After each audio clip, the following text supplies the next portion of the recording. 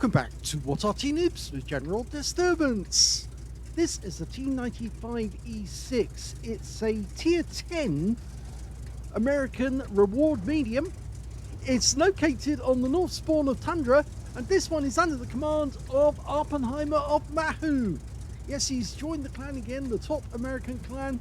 Not sure why, but anyway, maybe it's because he wants to be in Clan Wars and get some rewards. And that's how you get one of these tanks, I believe. It is a Clan Wars reward tank. Okay, well, it's a very rare tank. Well, rare-ish, because you won't get it for any specific reason. It's armed with a 120mm gun, capable of doing 400 alpha, penetrating 258mm with the standard AP. And with the premium rounds, which are heat rounds, it's able to do 340mm. Now, it is actually quite tough, but wait for it. Yeah, lovely shot there on the Leopard. He took a double tap there because he got hit by the Leopard to our right, as well as Awppenheimer at the same time. Now, Awppenheimer's changing position. He's not going to stay and go up onto the hill because that would be difficult. Now that the enemy actually has it, he's going to go somewhere else. This tank has excellent DPM, very good alpha, and decent penetration. It also has excellent gun handling, a well-armoured front of the vehicle, and it also has good gun depression, 9 degrees. Now, I suspect that he was hoping that he might sneak up onto the hill, because there is a way you can do that. But I think he's changed his mind now. And it looks to me like one of the reasons why he's not doing it is because, yeah, the enemy is sitting on top of that hill and there's a Leopard up there. Yeah, I could see that happening already. I saw it on the mini-map and I thought, yeah, that guy's going to fire around into Awppenheimer's rear just as he comes up over that rise. Okay, well, Awppenheimer is in a position where he's defending himself against that direction. And he sees the Object 430, but it's a fraction of a second too late to get around into him.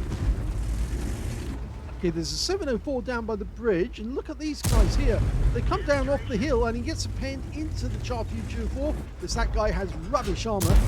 And then he penetrates the 277 on the upper plate. He just pumped those heat rounds straight through this guy. Oh!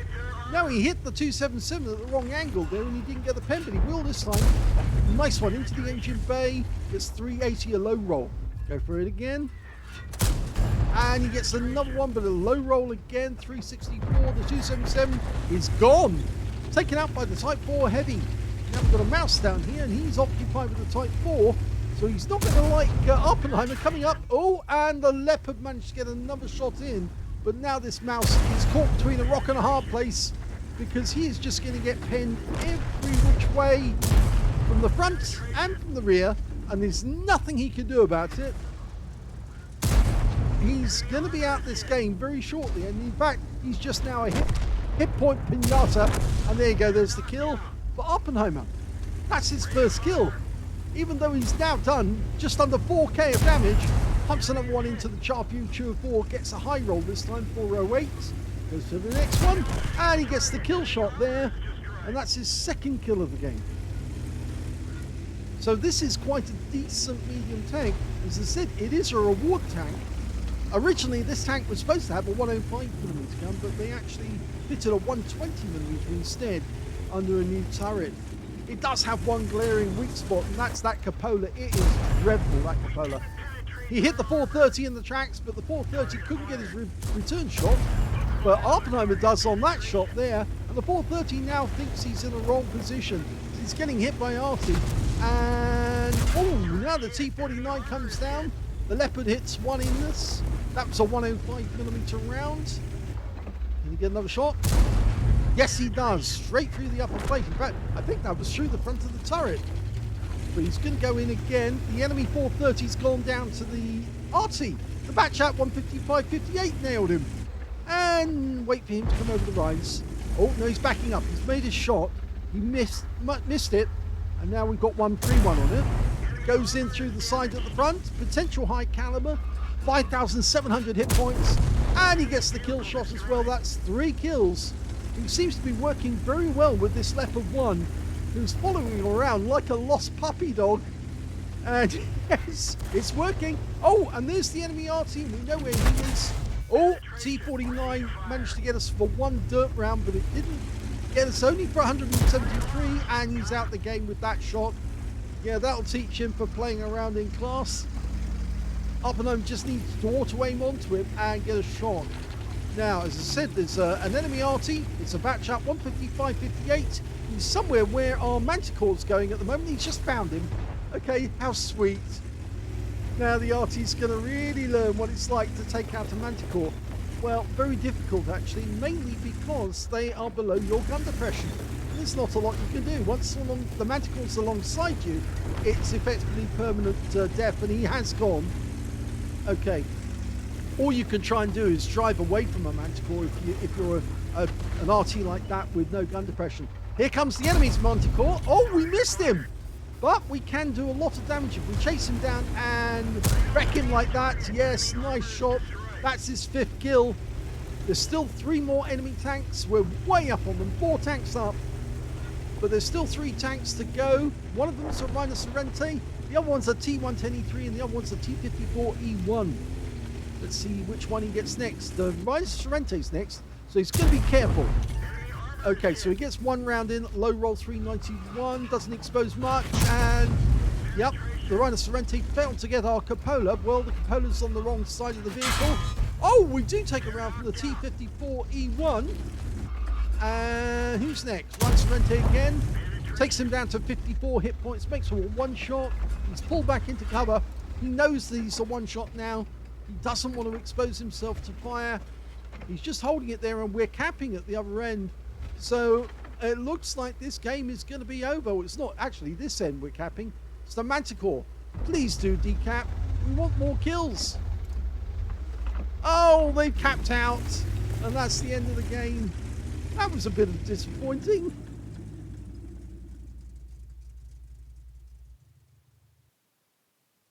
Well, that was definitely a case of premature capulation on this occasion, because that was an ace tanker for Awppenheimer in the T95E6. He managed to get a fire for effect for doing more damage than the hit points to his own vehicle, a duelist for taking down 2 tanks who damaged him, a bruiser medal for getting at least 5 critical hits. He got 11 in total, and he got a hand of God for surviving the battle, having received damage from at least 4 different enemy tanks, and I'm pretty sure that he actually got hit by more than 4. He also got a Top Gun for getting at least 6 kills. I didn't count the 6th one, but yes, he did get it. And on top of that, he got the High Caliber for dealing the most damage in that game overall. And his win rate from the game was 11,695. Super Unicum and a lot more. Let's have a look at the team score and see where he was. Well, the highest damage in this game was 8,364 hit points of damage. The second highest damage was the T110E3, and he only managed 5,325, and he got a steel wall in that game. And the third highest damage, well, actually goes over to this Leopard 1, the puppy dog, who actually goes by the name of Skillshot. So I say puppy dog, but he was actually playing very well. It's just he seemed to be following Awppenheimer around, and between the two of them, they were wiping out a lot of enemy tanks by double teaming them. And he picked up a Confederate out of that game and 4,259 hit points, which was the third highest damage in the game. And he did that with a 105mm gun, so slightly less damage per shot than Awppenheimer. Anyway, when it came to kills, Awppenheimer had the highest with 6 kills. 3 kills went to the T54E1, and then 2 kills went to the Batchat 155.58 on his own team, and also the T110E3 on the enemy team, who also picked up a steel wall, and the Rhino Sorrente, who did survive the battle, and he actually got a Spartan out of that one. I guess that last shot, if he got just 54 hit points more, that guy would have been gone as well. When it came to base XP, though, it's Awppenheimer again. Yes, he's got the top in all 3 columns. He's the only player to get over 1,000 base. 1,423 went to Awppenheimer, 910 went to the Leopard 1, and 787 went to the 113 Beijing Opera. Let's have a look at detail.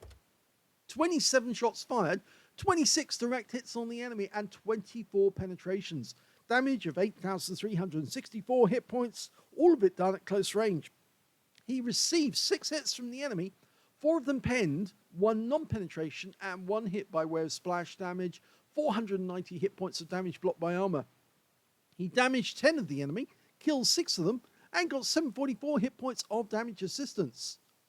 On a premium count, he earned 108,620 credits from the battle, but he did fire a fair amount of heat rounds actually in that game, and that cost him, he actually ended up with a loss of 9,068 credits. But of course, he did manage to put a lot of shots into the rear of that mouse, and he needed to use the premium rounds to do that, but it did yield another kill. 25 bonds for completing a mission, 7 bonds because this was tier 10, 32 in total, 2,134 XP for the battle, times 2 for the first victory, 107 for this being a premium vehicle, and 4,376 experience points altogether. What a great result for this premium tank. Anyway, let's have a quick look at the armor for this vehicle. Well, we can see it looks like here that it's actually quite perforous because you see, or perforable, because it looks a lot of green, but in actual fact, if I bring the model a bit better, that's it, that's nicer. This is, remember, this is for the 120 millimeter shells that are actually being fired at it. Its upper plate is only 95 millimeters, which angled comes out about 170. Lower plate is even worse, it's 76.2 millimeters with 117 or thereabouts, 118 with it slightly angled. The hull is really supposed to be, when this tank is firing hull down, you're not really supposed to be able to hit the hull. And in fact, you can see here that you virtually automatically get a ricochet if the thing was looking at you from this angle with this upper plate and the lower plate hidden all together. So it would be very difficult to pen the thing if you were looking from this direction. The hull, or the turret rather, is actually slightly better. If I put the gun back where it's supposed to be, you can see now that the turret is actually 177 millimeters, but you can see it's very well angled. So it starts out being about 240, but as you move out, it gets higher and higher and higher because the thing is well angled. It's almost like a pear drop or pear shaped. So it makes it more difficult to hit it the further you go from the flat part right at the start here. So you're much better off actually aiming directly for near the mantlet to try and get through, but don't hit the mantlet because you will never get through that. It's just too difficult. The easy place to penetrate one of these is the cupola. It's only 177.8, whichever way you look at it, and with the effective armor, you're only going to get about 200 millimeters or thereabouts. It does go up go up a bit higher in certain places. There you go. You get a ricochet from that point there. But that's, I think, because that's part of the armor structure. It's oddly angled there. But yes, the cupola is what you go for. This big carbuncle of a cupola on top of the tank, which is the easy place to get a pen. And again, you've got another viewport here, which I think is the gunner's viewport. That's the tank commander. The gunner's viewport is slightly further forward, and there's a flat piece of armor there. Now, that is 177, but because it's flat, it's much easier to get a perforation there than it is anywhere else. So if you want to get a penetration, aim for that. So let's have a look at the live version. Yes, you can see, again, don't go for the turret. Turret's very difficult to pen.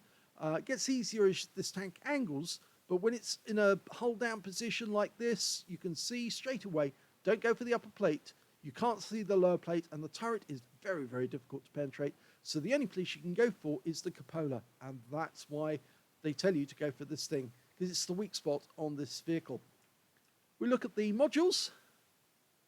Hoping the modules comes up. They do come up. Great. Okay, driver in the center. Of course, those viewports around the driver there make sure that you realize he's in the center. He's got 2 ammo racks either side. Now, remember, you can penetrate this thing from the front if you can see the hull. So really, ideally, you want to go for the front if you can on the lower plate, if you can get it. If you can't get it, then obviously go for the carbuncle because it's much easier. The gunner is on the left-hand side. Yes, there's that gunner's port. And there's the commander, the TC. He's in the big carbuncle. So that's why, again, you should aim for the carbuncle because it makes them blind. And you can see the radio is behind him. There's the loader, and there's the ready rack in the bustle. So again, you can get definitely get a penetration on the side of the vehicle because the armor is very weak. In fact, that's one of the things I didn't actually do when I did the previous run round the armor. I didn't look at the armor from the side, and we'll look at that right now because I wanted to point out the armor is very thin, 76.2 millimeters, coming up at 84. Same, well, it's even worse actually on the hull, 31 millimeters, 31 penetration. Again, 19 millimeters right at the rear. I suppose if you want to make the armor heavy somewhere, you put it at the front and make this thing very light at the rear, because of course it's got the engine at the rear. 50.8 on the rear of the turret. Arty, you should be able to pen this, no problem. 50.8 millimeters on the roof, virtually all the way around, except for that carbuncle. So yes, Arty should be able to get a penetration on the roof if you've got enough pen. But going back to the modules again, I should have done that right at the start. Okay, the engine is right at the very back with the transmission behind it. What's unusual about this one is the fuel tank is ahead of the engine. Normally, the fuel tank is either side of the engine, but in this one, they put the fuel tank in front of the engine. As you know, fuel actually can act as armor in certain circumstances, unless, of course, it happens to be, say, a gasoline or petrol engine, in which case, then it's not really armor. It's likely to make the thing go on fire if you get one spark when that tank is holed.